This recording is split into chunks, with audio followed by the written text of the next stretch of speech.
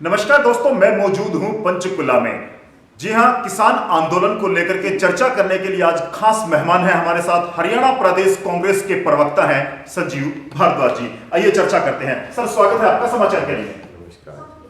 किसान आंदोलन की मैं बात करूं संजीव जी, लगातार 42वें दिन में आंदोलन प्रवेश कर गया है। 8 दौर की वार्ता हो चुकी है। आप क्या समझते हैं? सारा प्रकरण आपकी निगाह में है, क्या कहेंगे? देखिए, मैं आपके वेब चैनल समाचार के माध्यम से सबसे पहले तो मैं अपने देशवासियों को, प्रदेशवासियों को नए साल की संक्रांति की मुबारकबाद देना चाहूँगा। उसके बाद संजय जी, मैं आपको बताऊं कि ये पूरे वर्ल्ड का, संसार का सबसे संगठित, डिसिप्लिन्ड ये आंदोलन है और इस आंदोलन के तहत 42 डेज हो चुके हैं। मैं 31 दिसंबर को रात को वहीं था और जो भयावह स्थिति मैंने ठंड के दौरान वहाँ किसानों की, जिनकी एज हो चुकी है, जो शारीरिक तौर पे इतने सक्षम नहीं है कि इतनी ठंड को बर्दाश्त कर सकें, और वो भी सड़कों पे जय जवान जय किसान के नारे लगाते हुए मैंने देखा। तो उस भयावह स्थिति को देखते हुए मैं आपके माध्यम से अपने देश के प्रधानमंत्री जी से, देश के हर शीर्ष मंत्री से, अपने प्रदेश के चीफ मिनिस्टर से ये आग्रह करता हूँ कि कोई भी स्टेटमेंट देने से पहले एक दिन, कुछ पल, कुछ घंटे उनके बीच में बिता के देखें, ताकि उनको पता चले कि देश का किसान आज के दिन इन नए 3 कानूनों से कितना परेशान है और कितना क्रोधित है और किस स्थिति में है।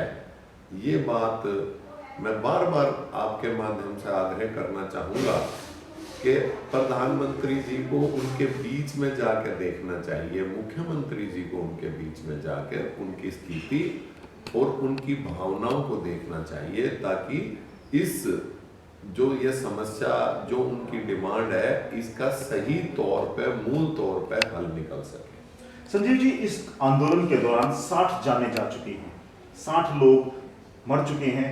इसको लेकर के सरकार की ओर से क्या आप उम्मीद करते हैं? कोई संवेदना, कोई बयान अभी तक नहीं आया है, विपक्ष का भी कोई बयान अभी सुनने में नहीं आया है, क्या कहना चाहेंगे? देखिए, ये बहुत एक शर्मनाक बात है कि देश के अन्नदाता के साथ इतनी बेरुखी का हम जो व्यवहार कर रहे हैं, ये शर्मनाक नहीं, दर्दनाक भी है। और मैं आपके माध्यम से बार बार पहले भी देश की सरकार को, प्रदेश की सरकार को आग्रह कर चुका हूँ कि आगे बढ़ के उन लोगों को, जितने भी उनके परिवार के जो किसान शहीद हुए हैं, उनके परिवार के जितने भी आश्रित हैं, उनको कम से कम 1 करोड़ रुपए प्रत्येक आश्रित को दिया जाए। आज मैं मानता हूं कि हमारे कांग्रेस के सभी एमएलएज ने प्लस सीएलपी लीडर ने पहल की है और 2-2 लाख रुपए अपनी सैलरी के उनको दिए हैं, कटवाए हैं, लेकिन ये नाकाफी है। और 1 करोड़ रुपए प्रत्येक व्यक्ति को सरकार, प्रत्येक शहीद किसान के परिवार को सरकार अगर देती है, तो अन्नदाता के सम्मान में ये सरकार का एक सराहनीय कदम हम लोग मानेंगे। मैं बार बार आपसे कह रहा हूँ, आप देखें कि कितनी बड़ी संख्या में आज के दिन इस सत्तारूढ़ दल के होते हुए जवान शहीद हो रहे हैं बॉर्डर्स पे, और कितनी बड़ी संख्या में अब आप देखें किसान शहीद हो रहे हैं। एक हमारा देश एक इतने बड़े नारे पे खड़ा हुआ था, जय जवान जय किसान। अब आप देखें दोनों की कितनी भयावह स्थिति, कितनी दर्दनाक स्थिति हो रही है, और हम उनको, उन शहीदों को वापस तो नहीं ला सकते, लेकिन संवेदना उनके आश्रितों को 1-1 करोड़ रुपए दे के संवेदना व्यक्त कर सकते हैं।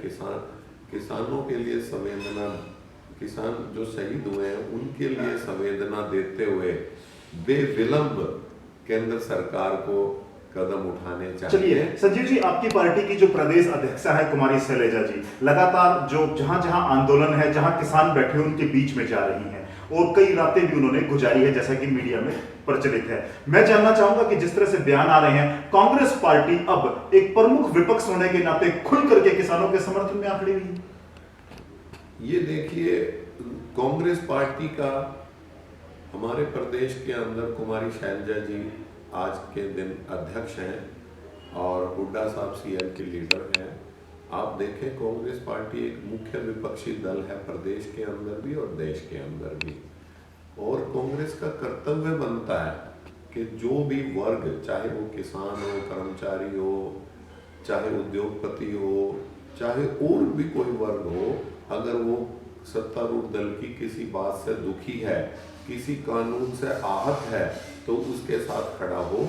वो अपना एक धर्म निभाने के तौर पर कांग्रेस उनके साथ खड़ी है, खड़ी रहेगी और हमेशा ये कोशिश करेगी कि सत्ता में आते ही किसानों को जो दुखदायी है, जो किसानों को दुख देने वाले कानून है, वो तुरंत प्रभाव से वापस लेने का काम करेगी। देश के कृषि मंत्री कहते हैं कि किसानों को भ्रमित किया जा रहा है, कांग्रेस पार्टी किसानों में भ्रम फैला रही है, हम वार्ता को तैयार हैं, जबकि विपक्ष इस वार्ता को सिरे नहीं चढ़ने दे रहे। मैं आपके माध्यम से देश के कृषि मंत्री को ये सुझाव देना चाहूंगा कि एक बार उस एजिटेशन में, आंदोलन में शरीक होकर देखें, जाके कुछ पल, कुछ घंटे गुजार के देखें, तो उनको अपने इस बयान का उत्तर स्वयं मिल जाएगा कि क्या देश के अन्नदाता को भ्रमित किया जा सकता है, क्या वो भ्रम में है। एक बार, मैं बार बार यही आग्रह कर रहा हूँ कि एक बार वो उनके बीच में वहाँ आंदोलन में जाके देखें, उनकी गलत फहमियाँ या वो गलत बयानबाजी देना शायद तुरंत प्रभाव से बंद कर देंगे यदि वो अपने विवेक का इस्तेमाल करेंगे।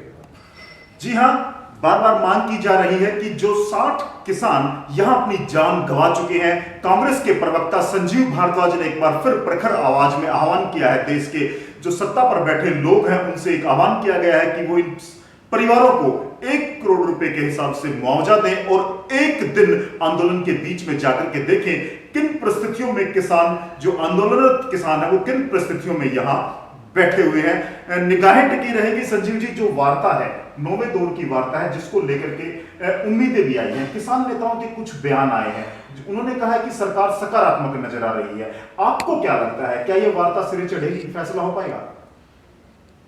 लगने न लगने की तो संजय जी बात यह है, हम प्रत्येक कांग्रेसी या प्रत्येक देश का नागरिक ये चाहता है कि इस समस्या का जल्दी से जल्दी हल हो और ताकि जो किसान शहीद हो रहे हैं सड़कों पे, जिन माओं के आश्रय खत्म हो रहे हैं, जिन बहनों के आश्रय खत्म हो रहे हैं, वो इस तरह से ठंड में शहीद होना बंद हो। तो मेरी तो यही है कि मौजूदा सरकार को तुरंत प्रभाव से कोई ना कोई ऐसा निर्णय लेना चाहिए। ये अहंकार का वक्त नहीं है, ये देश के अन्नदाता के सम्मान करने का वक्त है, देश के अन्नदाता को शहीद होने से बचाने का वक्त है। ये जब बात मौजूदा सत्तारूढ़ दल सोच लेगा तभी इसका मालूम, इसका सही तरह से हल निकल जाएगा इस समस्या का। और जो वो चाहते हैं, जिस तरह से वो चाहते हैं उस तरह से कर दे तो सरकार को क्या दिक्कत है, आप बताएं। अब आप एक छोटी सी बात बताएं, मैं आपको कोई चीज देना चाहूं और आप वो लेना ना चाहें तो मैं जबरदस्ती क्यों देना चाहूं उनको बिठा के इस समस्या का तुरंत प्रभाव से हल करें। और हम आशा करते हैं, उम्मीद करते हैं इस मौजूदा सरकार से कि देश के किसानों को शहीद होने से बचाएंगे, इस समस्या का तुरंत हल करेंगे। जी हां, संवाद से ही समाधान संभव है और आने वाली वार्ता पर टिकी है पूरे देशवासियों की निगाहें। क्या यह इतना लंबा आंदोलन खत्म हो पाएगा, किसानों की मांगे मान ली जाएगी या सरकार कोई नया फार्मूला निकालेगी? इन तमाम चर्चाओं को लेकर के लगातार निगाहें टिकी हुई हैं। आने वाली वार्ता को लेकर के समस्त देशवासी चाहते हैं कि जल्द ही इस पूरे प्रकरण का समाधान निकले।